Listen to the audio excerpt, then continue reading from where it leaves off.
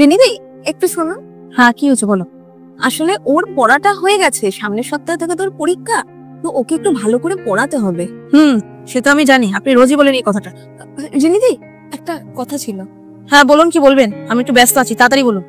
বলছিলাম যে গত 3 মাসের মাইনাটা যদি একটু দিতেন, আমার একটু দরকার ছিল। আরে বাবা, আমি জানি আপনি এখানে টাকার জন্যই আসেন, আর আমি এটাও জানি আপনাকেও মাইনে দিতে হবে, দিয়ে দেবো পরে। মা, যত তাড়াতাড়ি সম্ভব তুমি মাইনাটা দিয়ে দাও। এখানে তো প্রতিদিন মাইনা চাইতেই আসো, টিচার না যেন ভিখারি। পূজা, বড়দের সাথে এভাবে কথা বলতে নেই। ও তো ঠিকই বলেছে, মাইনের জন্য এত কথা বলার কি দরকার? আর তাছাড়া আপনাদের যখন আমি পড়ানোর জন্য ডাকি, আপনি তো আসেন না, তখন তো আমাকে বলেন আপনার নাকি সময় নেই। কিন্তু দিদি, আমি তো সবসময় আপনার সময় মতনই আসি। আপনি তো যখন তখন ক্লাস বাতিল করে দেন। কখনো বলছেন একটু দরকার আছে, বেরোতে হবে, কখনো বলছেন যে বিয়ে বাড়িতে যাব, কখনো বলছেন শপিং এ যাব।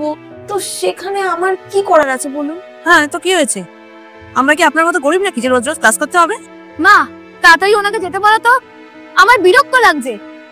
দেখুন দিদি, আপনারা আমাকে টাকা দেন মানছি, কিন্তু আপনারা এটা ভুলে যাবেন না, আমি কিন্তু এই বাড়িতে আপনার মেয়ের জীবন গড়তেই আসি। আপনাদের বাড়ির কাজের লোক নই আমি। আমি আপনাদের বাড়ির একজন গৃহ শিক্ষিকা, আপনাদের মেয়ের ভবিষ্যৎ গড়ার কারিগর।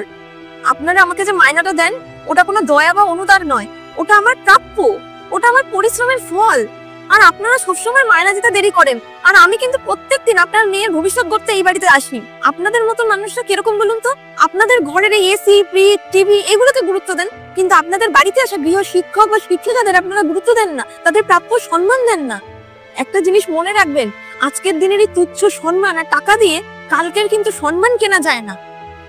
নিজের সন্তানদের ভবিষ্যৎ যদি ভালো করতে চান, তাহলে টিচারদের সম্মান করতে শিখুন, আর বাচ্চাদেরকেও শেখান।